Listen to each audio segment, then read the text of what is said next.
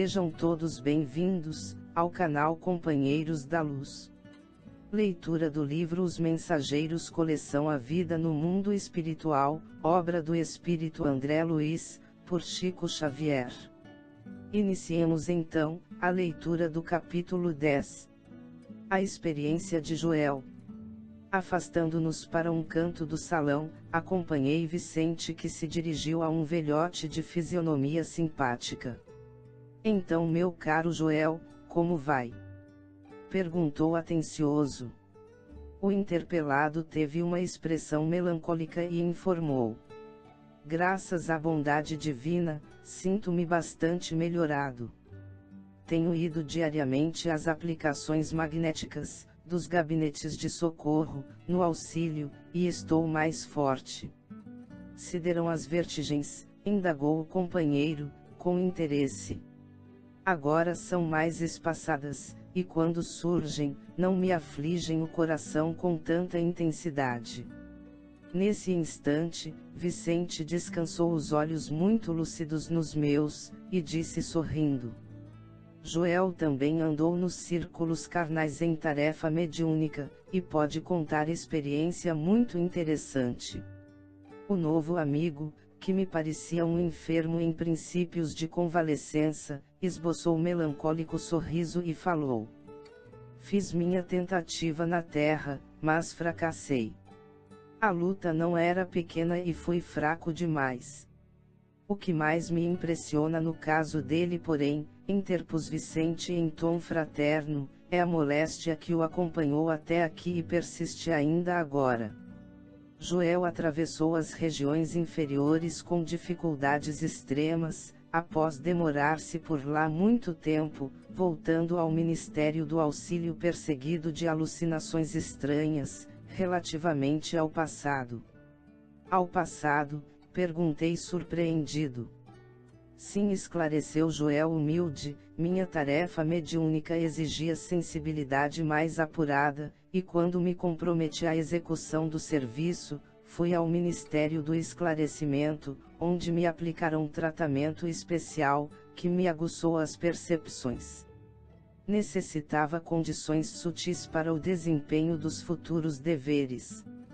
Assistentes amigos desdobraram-se em gentilezas e benefícios, por me favorecerem, e parti para a terra com todos os requisitos indispensáveis ao êxito de minhas obrigações. Infelizmente, porém. Mas porque indaguei, perdeu as realizações. Tão só em virtude da sensibilidade adquirida. Joel sorriu e ponderou. Não perdi pela sensibilidade, mas pelo seu mau uso. Que diz? Tornei admirado. O meu amigo compreenderá sem dificuldades. Imagine que com um cabedal dessa natureza, ao invés de auxiliar os outros, perdi-me a mim mesmo. É que, segundo concluo agora, Deus concede a sensibilidade apurada como espécie de lente poderosa, que o proprietário deve usar para definir roteiros, fixar perigos e vantagens do caminho, localizar obstáculos comuns, ajudando ao próximo e a si mesmo. Procedi, porém, ao inverso. Não utilizei a lente maravilhosa, no ofício justo. Deixando-me empolgar pela curiosidade doentia, apliquei-a tão somente para dilatar minhas sensações. No quadro dos meus trabalhos mediúnicos, estava a recordação de existências pregressas como expressão indispensável ao serviço de esclarecimento coletivo e benefício aos semelhantes, que me fora concedido realizar, mas existe uma ciência de recordar, que não respeitei como devia. Interrompendo um instante a narrativa, aguçava-me o desejo de conhecer-lhe a experiência pessoal até ao fim. Em seguida, continuou no mesmo diapasão. Ao primeiro chamado da esfera superior, atendi apressado. Sentia intuitivamente a vívida lembrança de minhas promessas em nosso lar. Tinha o coração repleto de propósitos sagrados. Trabalharia. espalharia muito longe a vibração das verdades eternas. Contudo, aos primeiros contatos com o serviço, a excitação psíquica fez rodar o mecanismo de minhas recordações adormecidas, como o disco sob a agulha da vitrola, e lembrei toda a minha penúltima existência, quando envergara a batina, sob o nome de Monsenhor Alexandre Pizarro, nos últimos períodos da Inquisição Espanhola.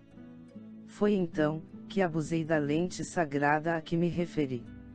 A volúpia das grandes sensações, que pode ser tão prejudicial como o uso do álcool ou que embriaga os sentidos, fez esquecer os deveres mais santos.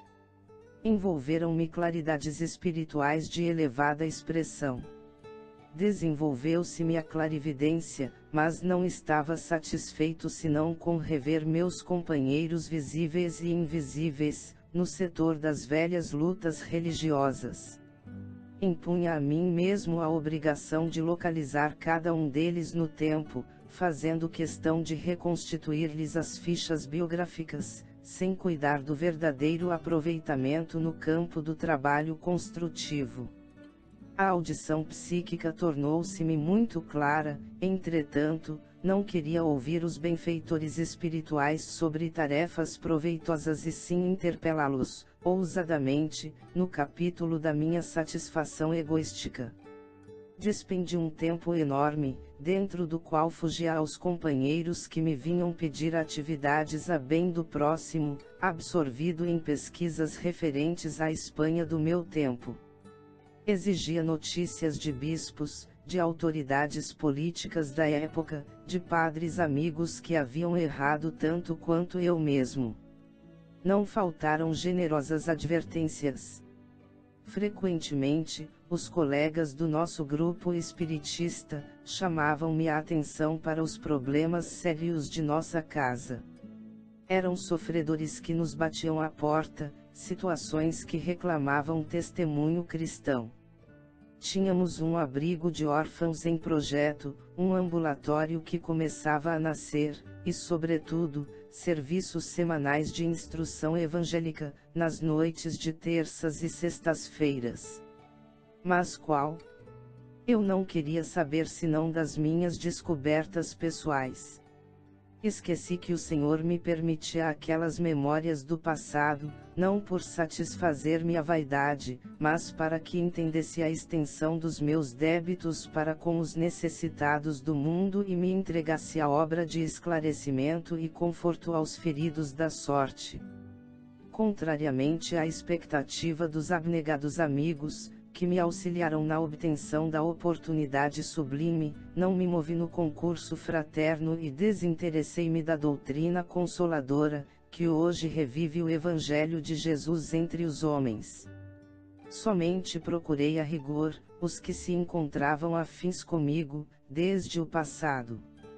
Nesse propósito descobri, com evidentes sinais de identidade, personalidades outrora eminentes, em relação comigo.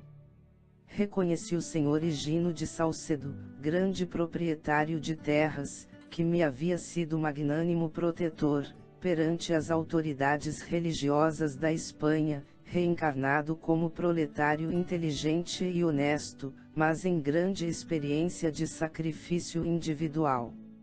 Revi o velho Gaspar de Lorenzo, figura solerte de inquisidor cruel, que me quisera muito bem, reencarnado como paralítico e cego de nascença. E desse modo, meu amigo, passei a existência de surpresa em surpresa, de sensação em sensação. Eu, que renascera recordando para edificar alguma coisa de útil, transformei a lembrança em viciação da personalidade. Perdi a oportunidade bendita de redenção, e o pior é o estado de alucinação em que vivo. Com o meu erro a mente desequilibrou-se, e as perturbações psíquicas constituem doloroso martírio. Estou sendo submetido a tratamento magnético, de longo tempo. Nesse momento, porém, Joel empalideceu de súbito. Os olhos desmesuradamente abertos, vagavam como se fixassem quadros impressionantes, muito longe da nossa perspectiva. Depois cambaleou, mas Vicente o amparou de pronto, e passando-lhe a mão direita na testa, murmurava em voz firme: Joel, Joel, não se entregue às impressões do passado. Volte ao presente de Deus. Profundamente admirado, notei que o convalescente regressava à expressão normal, esfregando os olhos. Chegamos ao final deste capítulo. Não percam o próximo de número 11, Belarmino, o Doutrinador. Muito obrigado, boa reflexão, que Jesus abençoe a todos.